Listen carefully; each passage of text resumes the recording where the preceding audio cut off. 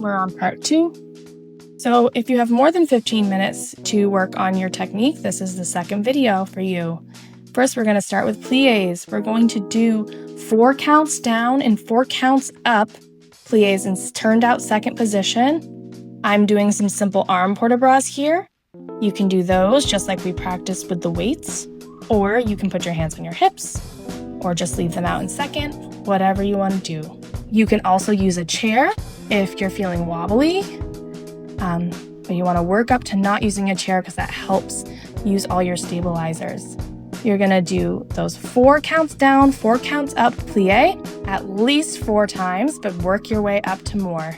You can also use a yoga block here, which helps engage those shoulder blades if you're having trouble keeping them nice and engaged and not rounding. The next exercise is tendus from first position. I'm going to leave my hands in jazz second, which means palms facing the ground. With these, you really want to think about that heel leading out, getting a nice point and massaging the floor, as well as that straight leg from the very bottom to the very point of your foot. That's going to engage through your glutes and your inner thighs, and your core should be nice and lifted here. Again, you can use a chair if you need to for your balance, but you should be barely touching the chair. So that's going to make sure your stabilizers on your supporting leg are engaged. You can use the yoga block, same thing, with those shoulders engaged. And for these tendus, you're going to do at least 4, but hopefully 8 to the front, side, and back. If you need to split them up, or you do 4 front, side, back, and then the other side, front, side, back, and then go back and do another 4, that's fine too. Next, we're going to do dégagés, which are just, you're doing the exact same thing as your tendus, but you're just lifting off the floor a little bit. This is a little extra glute exercise. It gets those hip flexors involved and fired up for those later kicks. You're going to try to keep your supporting leg and your upper body as still as possible. You can see I'm a little wobbly here. My core is not engaged enough. You're going to do better than me. Again, you can use your chair or the yoga block, same as the tendus. Next, we're going to do some roll downs. These are really important for your overall spine health and helps to improve the connectivity of your dance since your back is engaged.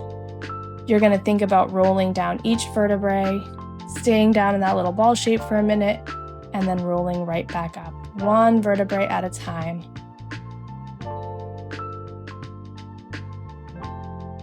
If you have a friend that you're working on these with, this can be really helpful for someone to do little walking legs down your spine to help remind your body that those are separate pieces and can move independently.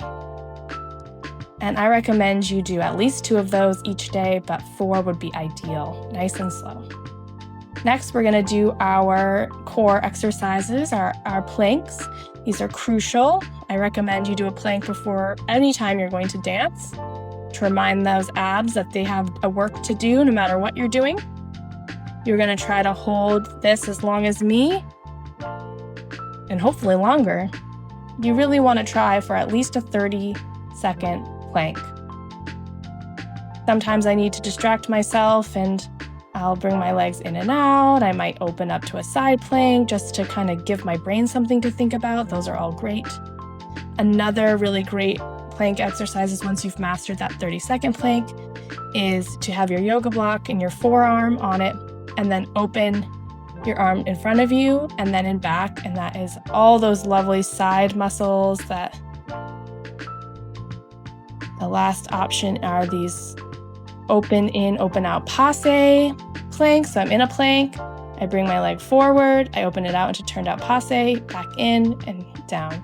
You can either do, 4 to 8 on one side and then switch other side, or you can alternate.